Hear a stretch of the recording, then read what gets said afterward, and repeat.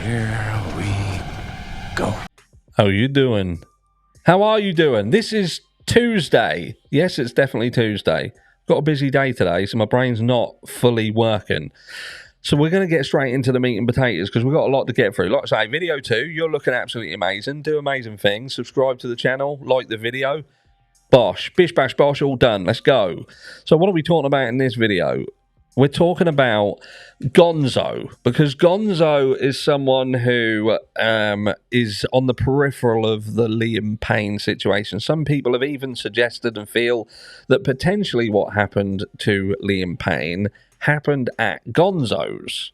And we're going to get to who Gonzo is in a second. I'd just like to say thank you to the kind person who sent me this article via email yesterday. Now, some people may have seen this article. I missed it. I don't know how I missed it. To be honest, at my age of 45 years old, just in a few weeks' time, I don't know whether I've told you it is my birthday soon. Maybe I've just forgotten something. You know, Mrs. Haas bought me this Plord AI thing so I can remember what I'm doing from day to day. But keep forgetting to use it.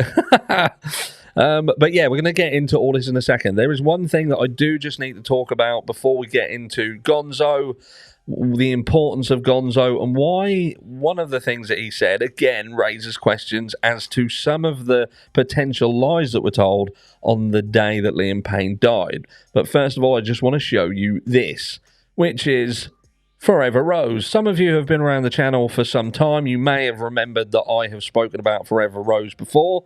I've got Forever Rose's Just Hair. Look at that. Forever Rose in a ceramic.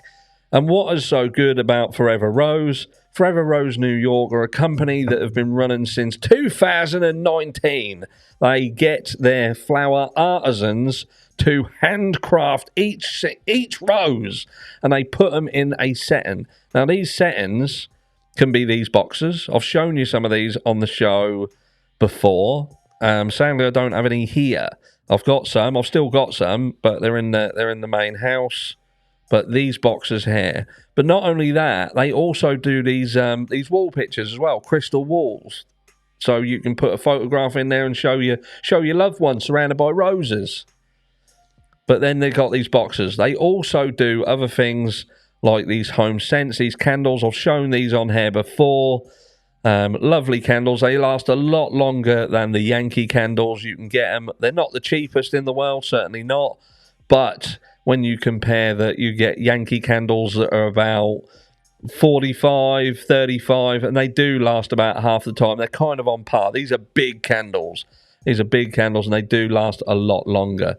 But let me see if I can show you these other things. Collection, look. Let's have a look at the collections. We might be able to show you these. See if I can navigate.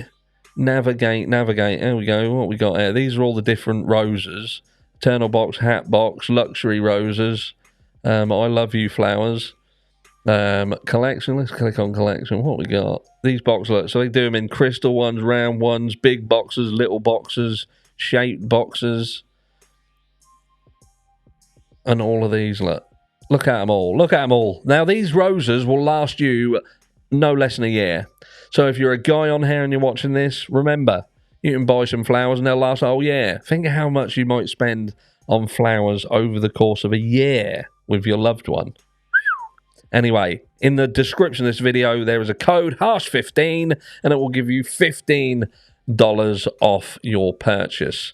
So click that link if you're interested and enjoy. They are pretty damn fantastic. But we must get on. Let's move. Let's get into it. Because we need to speak about this. The fundraising one we're going to speak about later in a standalone video. Because there's something wrong with that. Which, again, I'll get into later. Video 3. Keep your eyes peeled. I'm going to be talking about just how good or not so good that fundraising was from the funeral. Prince Harry's polo rival. How I got troubled Liam Payne into the sport to give him purpose. One of Liam Payne's closest friends has revealed how he started playing polo in the months before his death to give him a new purpose in life. So they're saying one of Liam Payne's closest friends. Wealthy investor So this is someone else who's into investments, which seems to be a common theme around Liam Payne. It seems to be that all the people that were part of his inner circle were all about investments and investing in things. Gonzalo Avendano, who has his own polo team and has played against Prince Harry, encouraged Liam to learn the sport of kings as a form of therapy because being around horses is healing. Not for me, I'm allergic to them and they make me sneeze like a motherfucker. So horses is healing for some people, not everyone. Gonzalo, 56, allowed the former boy band star to stay for free at his sprawling Pentagon's polo clubs in Florida and Argentina, saying, "I have been a polo player all my life and I have seen how polo has helped many people make a fresh start in their lives. I encouraged Liam to take up polo because it would give him something to do, a new passion and purpose in life. Being around horses is healthy and healing, unless you're harsh and you sneeze like fuck." Liam loved the challenge of learning a new sport and was looking forward to riding every day. It was a form of therapy for him. A picture of them together with, the place in the background looks like a dilapidated shithole. What is running down the walls and why is it mustard?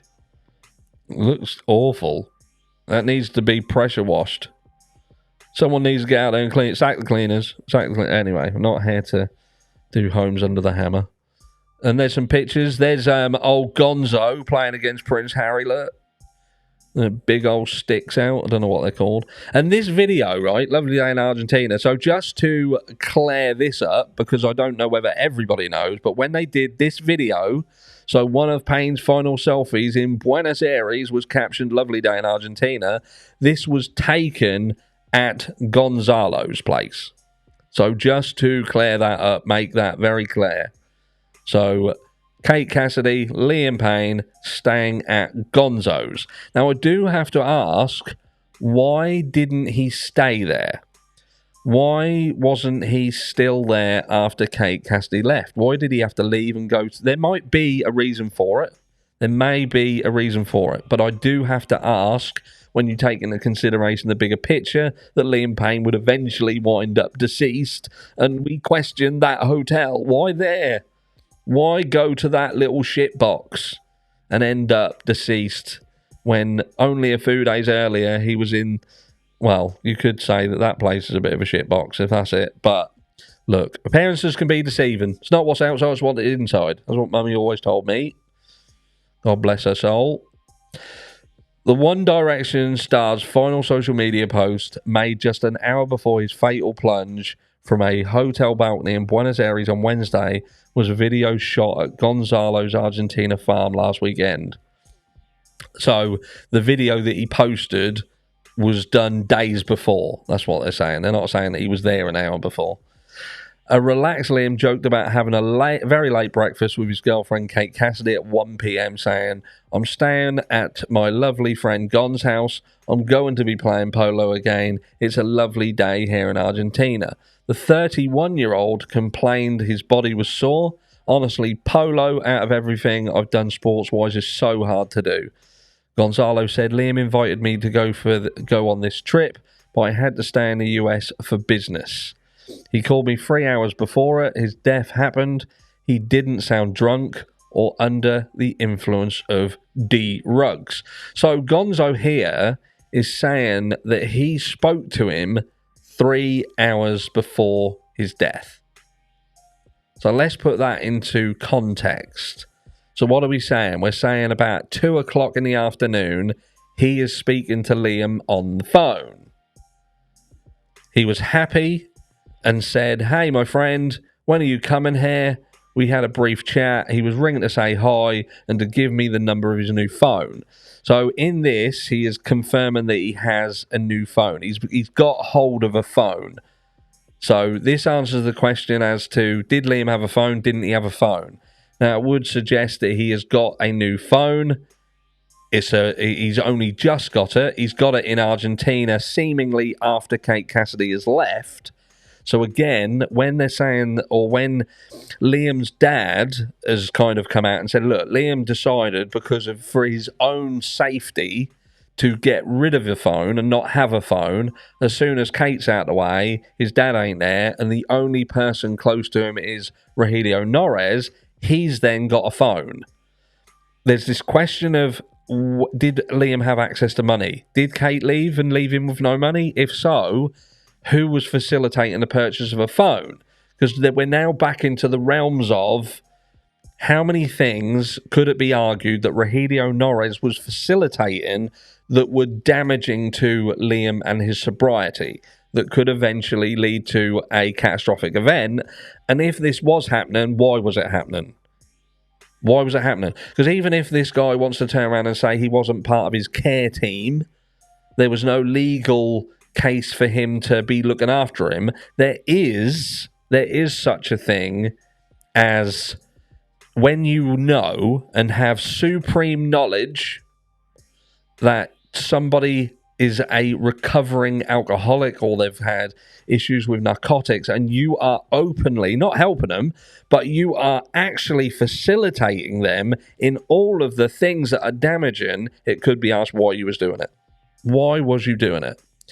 Liam never mentioned the idea of self-deletion. He had plans for the future. He brought recording equipment and was composing and recording new songs. He went to Sweden in August and recorded songs in a studio.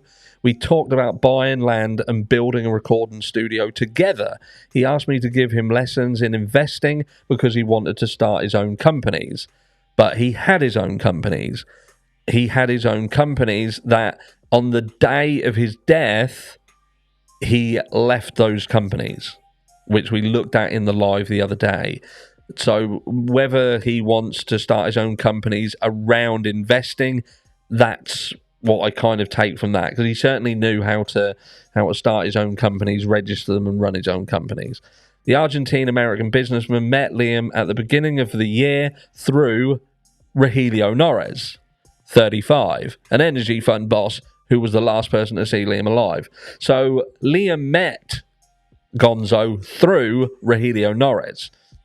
Now, it would appear here that Rogelio Nores and Gonzo are basically both saying that Liam Payne was fine when Roger left the hotel, when he spoke to him 3 hours earlier. But then you've got guests around the hotel that would seemingly be suggesting that Liam Payne was not okay in the hotel. As the day was progressing through it, he was getting worse and worse and worse. And we've got all of these other stories on the sidelines as well. That seemingly, what did these all happen in after this call? All happened in quick succession. All of these people came in, brought deep rug, brought ladies and everything, and it all went fucking nuts. Or did it all happen in the final? I just don't get it. And that's the point, isn't it? We don't know what's going on here. But in this last call, in this here with Gonzo, there's a lot of little things that again raises questions. Was Liam Payne really descending into chaos as the day went on? If he wasn't, then why are there people in the hotel that are seemingly suggesting that he was? Why did Rogelio Nores state that he was fine when he left him and surrounded by people and it was good? Why does this guy turn around and seemingly support Rogelio Nores' claim that Liam was okay? This is why this case, we cannot stop talking about it. We can't leave it alone. We can't take our eyes off it. Let me know down below what you think, and I'll catch you all in video 3 later today. Again, keep your eyes peeled. Notifications.